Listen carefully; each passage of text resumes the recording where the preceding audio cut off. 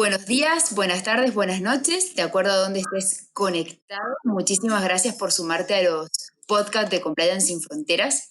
Me encuentro muy bien acompañada en esta ocasión por Wilson Martínez. Wilson es abogado de la Universidad de Rosario, es doctor PhD en Derecho Penal y Ciencias Penales por la Universidad Pompeu Fabra en Barcelona, conversión especial cum laude, especialista en prevención del lavado de activos, certificado por la Asociación de Certificadores de Blanqueo de Capitales, Antiblanqueo de Capitales, especialista en investigación criminal, investigador invitado al Instituto de Derecho Penal y Procesal Penal por la Universidad Albert Lang en Alemania, es investigador visitante en el Instituto Max Planck para el Derecho Penal Extranjero y Derecho Penal Internacional en Alemania, profesor de carrera de la Universidad del Rosario, ex vicefiscal general de la Nación, ex procurador, ex procurador delegado, redactor del Código de Extinción de Dominio de Colombia, consultor internacional en temas antilavado y anticorrupción y extinción de dominio, y amplia experiencia con organismos internacionales multilaterales. La verdad es que es un verdadero honor estar acompañada por ti, Wilson, y muchísimas gracias por esta conexión. No, Jimena, muchísimas gracias a ti por la oportunidad, por esta invitación que me has hecho y un cordial saludo para toda tu audiencia en todos los lugares del mundo. La verdad es que me hace muchísima ilusión de comentar cada uno de los temas en los que eres especialista. Lo cierto es que eres referente en un montón de áreas y bueno, la verdad es que me hace muchísima ilusión conocer tu visión en muchos de los temas, ¿no? Muchas gracias y bueno, y encantadísimo de estar aquí y con ganas de poder compartir este tiempo. Estoy segura que el resto de lectores y oyentes también te escucharán. Vamos a las preguntas. La pregunta que más me interesa es, ¿qué vectores de transparencia crees que pueden impulsar desde tu modesta capacidad y medios el pequeño comercio y las empresas de pequeña dimensión? Pues mira, Jimena, como tú bien sabes, el tema de la transparencia corporativa es un lugar común, pero principalmente para las grandes compañías, para las grandes multinacionales. Cuando uno habla de transparencia para las pequeñas empresas, para las medianas y las microempresas, lo miran raro porque no es algo que se acostumbren en estos entornos de negocio más micro. Sin embargo, creo que claramente ahí es donde hay unas oportunidades de negocio interesantes y hay unas oportunidades de ganar ventajas competitivas para estas pequeñas empresas. Fíjate que la transparencia es importante para muchas cosas en las pequeñas empresas. Primero, es muy importante la transparencia para que las empresas pequeñas puedan acceder a recursos de capital. Los diferentes estudios que se han hecho a nivel mundial sobre morbilidad de las pequeñas y medianas empresas apuntan a que la cantidad de empresas que muere en los primeros 5 años supera el 70-80% de las empresas, y las causas que llevan en la gran mayoría de los casos a la muerte de estas empresas es la falta de acceso a recursos de capital, a capital de trabajo o a capital para inversión en bienes de capital. Entonces, debido a esa circunstancia, acceder al dinero, acceder a la liquidez es algo valioso para la sostenibilidad de las empresas. Cuando una empresa es transparente, puede acceder a mecanismos de financiación como los mecanismos tradicionales, los mecanismos bancarios. Y tú sabes que hoy en día los bancos, por los temas antilavado, tienen una gran preocupación por poder conocer los beneficiarios finales de sus operaciones, por poder conocer a fondo la operación de sus clientes. Luego, la transparencia corporativa de estas pequeñas empresas les facilita el acceso al crédito. Y luego también hay una gran cantidad de oportunidades de financiamiento en mecanismos no tradicionales, como lo podrían ser las incubadoras de negocios, como podrían ser los crowdfunding o los fondos de capital de riesgo. Y a ellos les interesa muchísimo más que a los bancos la transparencia corporativa, porque están poniendo capital en riesgo, están poniendo capital, digamos, en unas condiciones altamente riesgosas, y en esa medida poder conocer lo que pasa dentro de esas empresas es muy importante para que haya confianza y para que puedan acceder al capital. Luego, también es muy importante para las empresas tener transparencia para insertarse en la cadena de suministros de las grandes corporaciones. Fíjate que cuando una empresa está arrancando, y los que somos emprendedores lo sabemos, conseguir una buena cuenta, un buen negocio, un gran cliente que te dé un mínimo de estabilidad y que te genere un flujo de caja regular es muy importante para asegurar tu sostenibilidad a corto y mediano plazo. Para poder incrustarte en la cadena de abastecimiento de una gran compañía, de una multinacional, para poder conseguir una cuenta de esas. Hoy es muy importante la transparencia corporativa porque las grandes multinacionales tienen áreas de cumplimiento que están haciendo due diligence no solamente con sus clientes, sino también con sus proveedores. Y en esa medida, poder yo tener esa transparencia para decirle a ese gran cliente, miren, yo estoy haciendo un trabajo serio, riguroso, en condiciones, pues me va a facilitar una ventaja competitiva. Luego también es muy importante para poder ingresar a los clústeres de negocios. Los clústeres de negocios entendidos como ese lugar donde convergen diferentes actores de una misma industria y donde se generan relaciones más que de competitividad, es de relaciones de colaboración. Es muy importante para que las empresas pequeñas puedan encontrar mejores proveedores, proveedores más ajustados a sus negocios, para que puedan intercambiar experiencias, para que puedan trabajar con la competencia, en fin. Y todo esto es posible porque en esos clústeres normalmente aparecen lo que se llaman los organismos de autorregulación, que son las agremiaciones. Estas agremiaciones hoy en día tienen un papel muy importante en la industria y como coordinadores de esos clústeres de negocios porque no solamente están representando a los gremios ante las autoridades, sino que además están digamos, sirviendo como certificadores de la integridad y la transparencia corporativa de las empresas que pertenecen al gremio. Por eso es que hoy agremiarse tampoco es tan fácil, ya no es tanto como presentar un formulario y pagar una cuota de ingreso. Hoy en día hay unos procedimientos y unas evaluaciones que hacen esos organismos de autorregulación, esas agremiaciones, para ver a quién reciben y eso se convierte en una ventaja competitiva también al final. Simplemente quisiera mencionar una más y me parece que para la sostenibilidad es muy importante la transparencia de cara a los consumidores, Jimena, porque estamos entrando en una era del consumo responsable a los consumidores, sobre todo a los más jóvenes, por la educación que están recibiendo, les preocupa muchísimo qué están comprando, de dónde vienen las materias primas, si la empresa está siendo socialmente responsable con sus trabajadores, si no hay explotación infantil, si son amigables con el medio ambiente. Y en esa medida, la transparencia corporativa respecto a mis procesos de producción, respecto a todo mi diseño de operación, eso es fundamental, eso es fundamental. Y esto va de la mano con otro ingrediente, y es que la transparencia con los empleados y con los grupos de interés es fundamental también para poder garantizar la sostenibilidad del negocio. Solo en la medida que las empresas realmente son transparentes en cuanto a su situación financiera, cuando entran en un momento de crisis, es posible para ellas lograr la solidaridad de sus empleados y la solidaridad de sus grupos de interés, que es lo que al final les permite salir adelante en ese tipo de problemas. ¿Qué tipo de transparencia? Pues mira, en cuanto a los vectores, es necesaria la transparencia societaria. Se necesita saber cuál es la estructura corporativa en términos de su composición societaria, quiénes son sus accionistas y quiénes son sus beneficiarios finales. También es muy importante conocer el gobierno corporativo, cuáles son los órganos de dirección y de administración de la empresa. Es importante la transparencia operativa para saber cómo son los procesos de producción y si son socialmente responsables.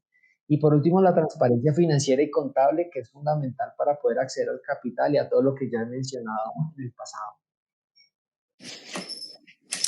Sí, efectivamente. La verdad es que la transparencia se vuelve el activo más importante de las empresas hoy en día, ¿no? Y a partir de allí tenemos un camino por delante a la hora de implementarlo, ¿no? Pero también es cierto que a la luz de tu experiencia en Colombia como consultora en el sector privado, ¿cuáles crees que han sido las medidas sugeridas, en tu caso, a la alta dirección y que han sido acogidas más favorablemente e implementadas de forma más rápida en la entidad? Hay una fuerte demanda en Latinoamérica en relación a este punto, al tone of the top, y cuáles crees que podrían ser las herramientas eh, para implementarlas más rápidamente o de manera más robusta, ¿no? Sí, pues una cosa bien interesante es que cuando tú estás en el ámbito de la consultoría y llegas con un cliente, incluso clientes de compañías medianas, grandes, y comienzas a hablar de temas de cumplimiento, temas de gestión de riesgo, lo que vas a encontrar inicialmente es que hay algunos directores, algunos administradores que todavía perciben esto como gasto ¿sí?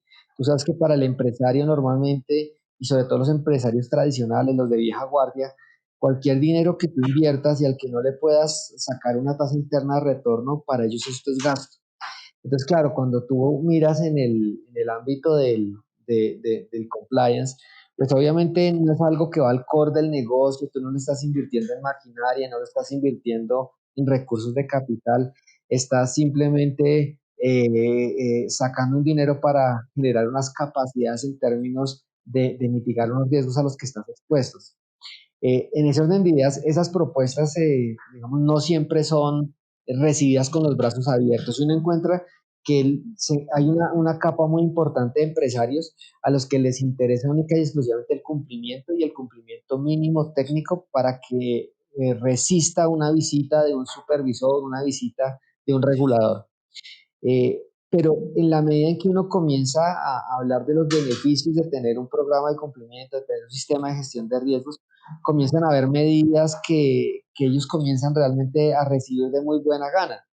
Entonces, por ejemplo, todas las medidas que tú le sugieres a ellos en términos de mejorar la eficiencia de los sistemas de gestión de riesgos, de la mejorar la eficiencia de los programas de cumplimiento, son medidas muy bien recibidas.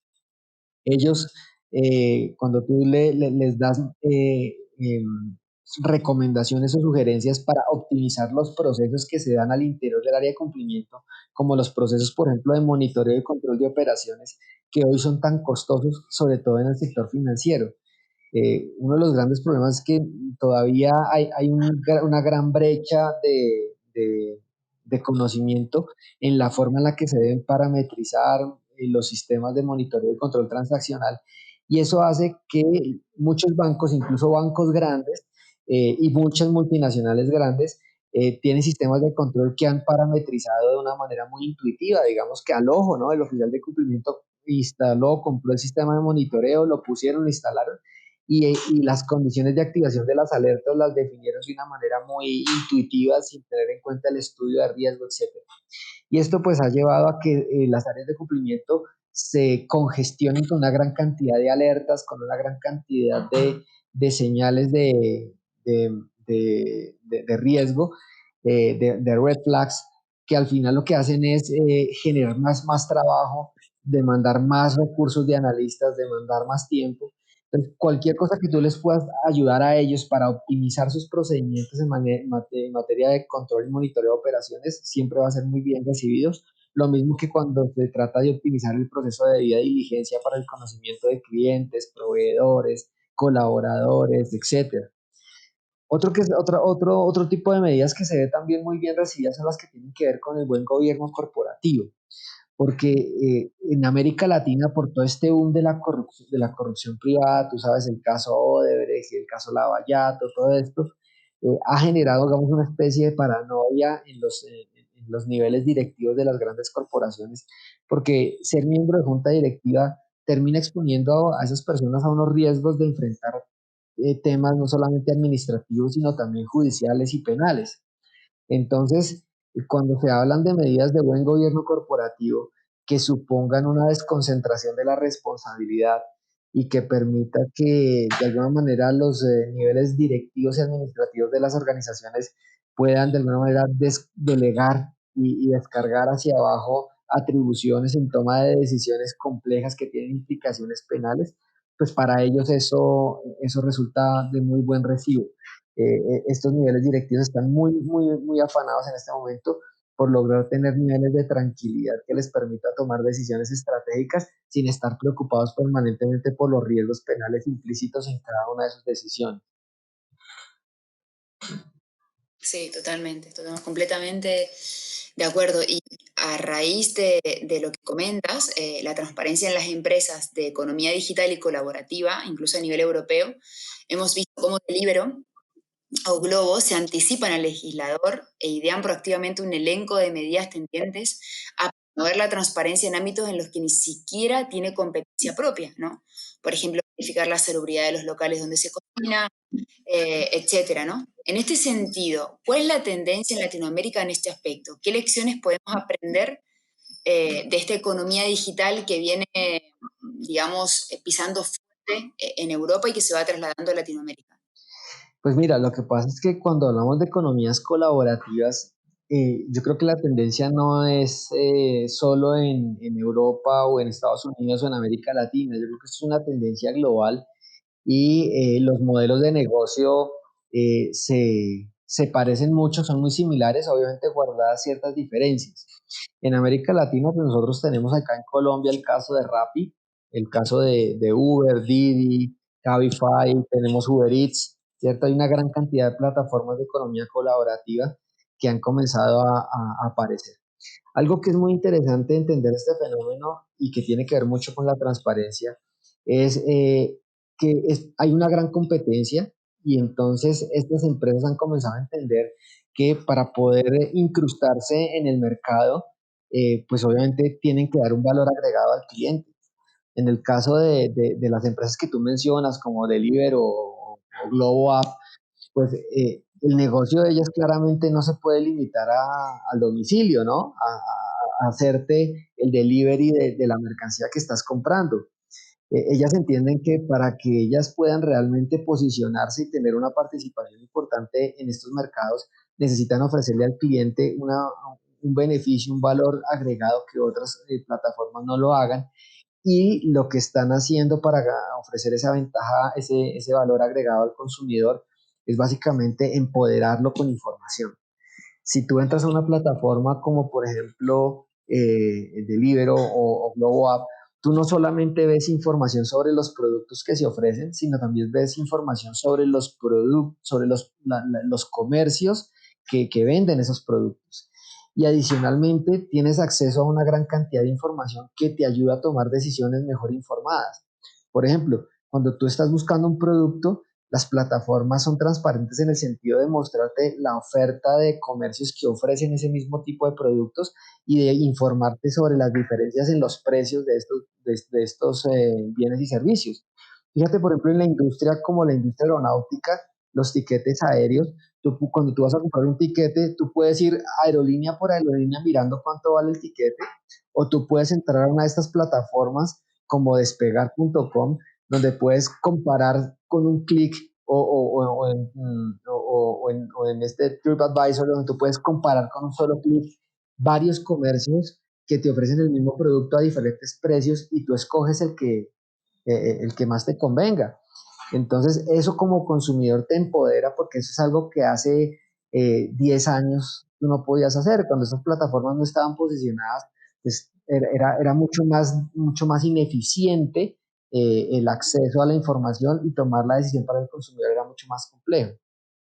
Aparte de eso, tú ves en las plataformas que aparece una gran cantidad de ratings. La gente cuando va comprando va calificando el producto y a ti como consumidor eso te sirve como criterio de decisión. Si tu plataforma califica los productos de 1 a 5, tú comienzas a revisar los productos calificados con 5 y de ahí vas a comenzar a bajar. Y eso ya comienza a generar una serie de filtros que no son dados ni por los comerciantes ni por la plataforma, sino a través de un proceso democrático participativo de los consumidores que realmente han percibido el valor agregado de ese tipo de bienes. Y además de eso también todas estas plataformas normalmente tienen una sección de comentarios donde la gente que ha comprado los productos compra y dice exactamente qué quiere y cómo le pareció, y si es bueno, si es malo, si es buena calidad, si es feo, si es bonito. Y entonces tú te haces una mejor idea del producto que vas a comprar y si realmente es lo que necesitas. Toda esta información empodera al consumidor y al empoderar al consumidor hace que la competencia en los mercados sea mucho más exigente y que la tendencia de los productores sea mejorar la calidad de los bienes y servicios que va en redundancia a todos. Entonces fíjate cómo la transparencia en un modelo de negocio, como es el de estas economías colaborativas, eh, contribuye a cambiar el modelo de economía que estamos viviendo. Cuando tú coges un Uber, el valor agregado que te genera un Uber frente a un taxi es que tú tienes la información de quién te está llevando y para el consumidor eso es un valor agregado porque te está dando la seguridad.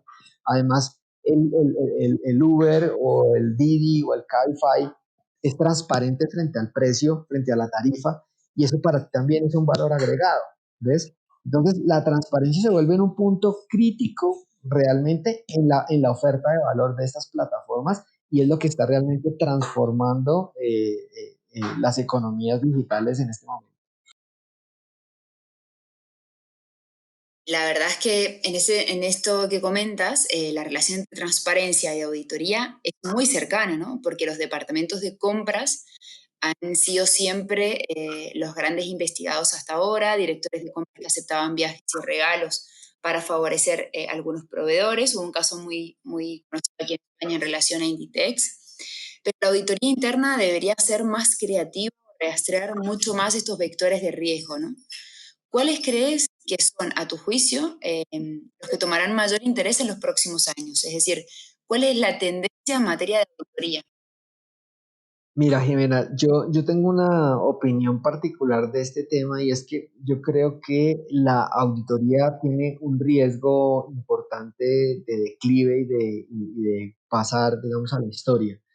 Esto es algo que no gusta mucho, especialmente en los foros de auditores a los que me invitan, pero yo creo que la auditoría tiene una crisis de credibilidad en este momento porque las metodologías y técnicas de auditoría generalmente aceptadas, que están basadas en muestras representativas de operaciones, muchas veces tomadas a través de técnicas aleatorias, pues han demostrado que tienen una bajísima capacidad de detección. Y tienen una bajísima capacidad de detección, entre otras cosas, porque se enfrentan a fenómenos como la contabilidad creativa. Recuerda la crisis, por ejemplo, de este coloso de la auditoría externa que era Arthur Andersen, que murió literalmente por causa de las malas prácticas de auditoría en el caso de Worldcom. Y ni hablar de los problemas de auditoría en casos como Enron, por ejemplo, o Lehman Brothers hace poco, en 2008, con la crisis de las hipotecas subprime. Todas estas crisis lo que han hecho es erosionar, es socavar la credibilidad de la auditoría y hoy los altos directivos, los administradores de las compañías y los organismos de control no le creen a la auditoría, no le creen. Entonces, yo creo que la auditoría se tiene que reinventar porque si siguen basándose en las metodologías de auditoría con muestras representativas, selectivas o aleatorias o lo que sea, esas metodologías de muestreo ya nadie les cree y además en un entorno en el que tenemos tantos recursos de tecnologías de la información y las comunicaciones y en un entorno donde tenemos tanta información, la era de la Big Data, pues realmente estas técnicas tienen que repensarse, tienen que reevaluarse. Es imposible que la auditoría no esté pensando en cómo utilizar tecnologías de la información y las comunicaciones para aumentar su capacidad de detección. Los auditores necesitan comenzar a pensar en la forma en la que pueden utilizar, combinar tecnologías de la información y Big Data para poder generarle un valor a la compañía. ¿En términos de qué? En términos primero de inteligencia de negocios, ayudarle a la alta dirección a entender el negocio, cómo mejorar el negocio, cómo optimizar el negocio. Y segundo, mejorar la capacidad de detección que tienen los auditores frente a situaciones irregulares. Fíjate que una buena parte de la crisis que tiene la auditoría viene del crecimiento y el avance que ha tenido el compliance, ¿sí? Mientras los auditores estaban con los planes de auditoría anuales y hacían un plan de auditoría anual donde auditaban un proceso una vez al año y se acabó, llegaron los programas de compliance con modelos de gestión de riesgos que hacen control permanente y automatizado de muchas operaciones. Y entonces ya no es una auditoría que hacemos una vez al año, sino es un control permanente que realizamos a través de un tablero de control que se actualiza en vivo permanentemente con las alertas que se van generando. Entonces la capacidad de detección y la capacidad de mitigación del riesgo en un área de cumplimiento es infinitamente superior a la del área de auditoría. Y por supuesto, el área de auditoría se mantiene, pero más por razones de forma, porque necesitamos una revisión a los estados financieros y necesitamos que alguien ponga en los informes que los estados financieros reflejan el estado patrimonial de la compañía. Por esas razones, que son de pura forma, pero no realmente que la dirección de la compañía esté tomando decisiones con base en los informes de auditoría. Estoy convencido de que lo que pesa hoy en día en toma de decisiones a nivel de dirección de las corporaciones son los informes del área de cumplimiento. Y en esa medida, o la auditoría termina absorbida por el área de cumplimiento, o se tienen que reinventar para generar un valor agregado diferente al que está generando el área de cumplimiento. Sí, la verdad que hay muchas áreas que tienen que replantearse sus metodologías, sus enfoques, y auditoría no es ajena a ello. Lamentablemente se ha visto involucrada en muchas irregularidades y a partir de allí todo lo relativo a tema de compliance y certificaciones tiene un camino muy interesante por delante, ¿no? Wilson, para concluir, me encantaría que nos transmitieras qué es lo que más te apasiona de tu profesión. Si alguien se te acercara y te dijera que está por incursionar en temas de corrupción, de blanqueo de capitales y de transparencia, ¿cuál sería tu consejo? Mi consejo es que piense siempre que aquí nosotros estamos trabajando como colaboradores de las corporaciones y como colaboradores del Estado y de la sociedad para hacer de un mundo mejor en realidad, para hacer un poco más vivible esta sociedad en la que nos tocó.